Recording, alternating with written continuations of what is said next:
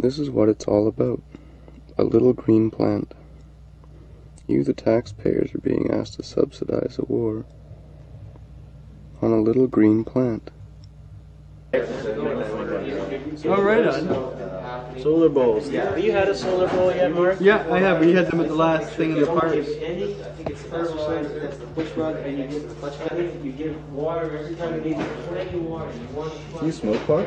Oh, of course, yes. How often? I smoke pot probably, I would take at least 7 or 8 draws on a joint here during the day, as various growers will bring me 5 to 10 samples of pot to try, often ones we've sold the seeds for, strains, so we're always happy to do that. And then in the evening I would probably smoke 2 joints on any given evening. More if it's a promise of long, sensual activity late into the evening, but generally about two joints.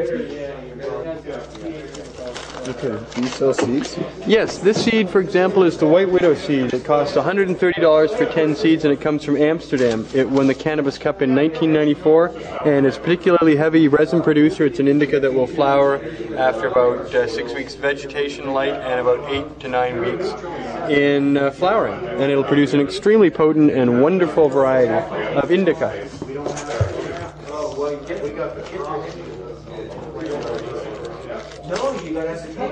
This is obviously quite a profitable business for you. Not for me, no, I wish it were. It's profitable for the 24 employees who work. It's very profitable for the Canadian government, who gets several thousand, $100,000 in taxes every year collected by me or paid by us.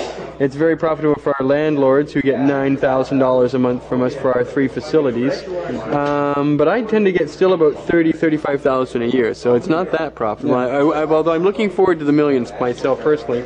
But we've been around 3 years now, and all the money that I've collected has been used for the expansion and addition of additional employees. Do you have any estimates as to how big the marijuana economy, like in terms of number of dollars, is in BC? Yes, there's estimates that go anywhere from about 1 million to about 1.4 million. Oh, sorry, 1.4 billion in revenue.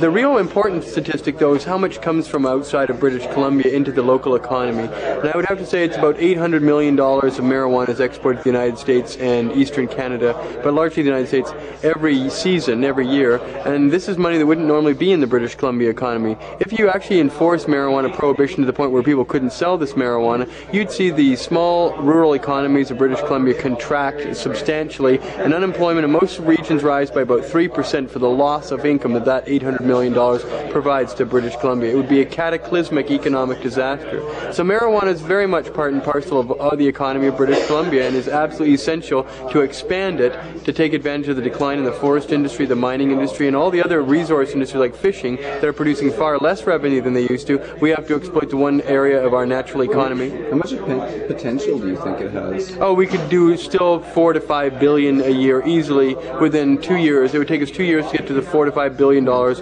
in sales outside of British Columbia in marijuana, and that would replace all the loss from mining, forestry, timber, fishing, everything. It would be bigger than everything combined. If we let the marijuana industry run free, then we would have an economy, a rural agricultural-based economy, bigger than all other industries combined. Right on.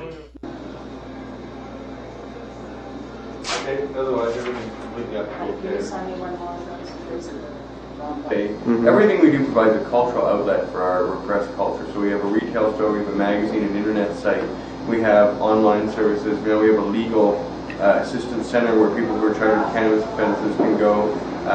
We help set up hemp stores. Every single aspect of the marijuana and hemp culture is represented by Hemp BC. And this one is there to give people low-cost guidance in choosing lawyers, in choosing their legal defense, in determining what it is their rights are and what options are open to them. And at the same time, the money gets funneled back into the cannabis community, because currently all we're doing is paying a lot of lawyers. I mean, the same lawyers who defend us one day can be a federal prosecutor the next. All the judges are lawyers. All, the prison guards are all making money off cannabis. A lot of people are making a living by oppressing the cannabis community. So it's very difficult to change these laws, since the status quo of the government, the people making all the money. Police officers, jailers, lawyers for both sides, judges, they're all working against us with our own money. So we have to take our money back and take the law back and reassert our own rights and get lawyers to champion our cause in a more realistic manner. That's the way we want to do it, as opposed to the way they want to do it, which is what we've been a victim of the legal system for 30, 40 years with no end in sight. How much do you think this is costing the taxpayers of Canada or even BC? I'm sure it's hard to Well, the estimate. drug war costs several $billion a year, but to incarcerate the several thousand people at any one time in this country that are in jail or being held in jail or, you know, held over until their trial in relationship to marijuana offenses has got to be astronomical.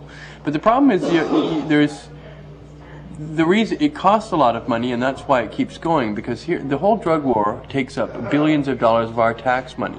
But that's not a concern to the government. What it is a concern is how much benefit those billions of dollars are to reward judges and prosecutors and defense lawyers and lawmakers and prison guards and attorneys. All the people who make money off the system are the ones the government's concerned about. So their interest is not in legalizing marijuana or in catering to the marijuana community's terrible plight of injustice. What they are seeking to do is continue to aggrandize those on the gravy train while there's still big bucks to be gotten. And you're going to see an orgy of self-feeding going on with all these different people for quite a long time until the public insists on something different, and they're not insisting enough, so the exploitation of the innocent go on, and the exploitation of money by the greedy in political office and in law fields will continue. We give tax money to the lawyers that are paid to defend us, to the courts that jail us, to the jail keepers, to the politicians. Everybody's making money on the drug war except the victims. And those are the millions of people who choose to put a peaceful substance in their body of their own choosing without the permission of the government. It's just one big genocidal, cultural genocide against a whole select group of people, 3 or 4 million Canadians who believe in using herbs and substances not approved by their government. So what's the best way for us to proceed to try and do something about this as individuals?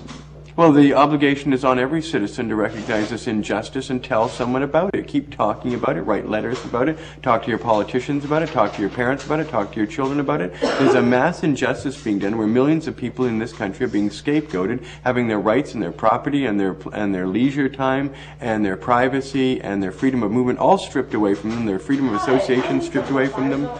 This is a serious crisis, and we must do something about it, and it must start by word of mouth, so people have to talk it up.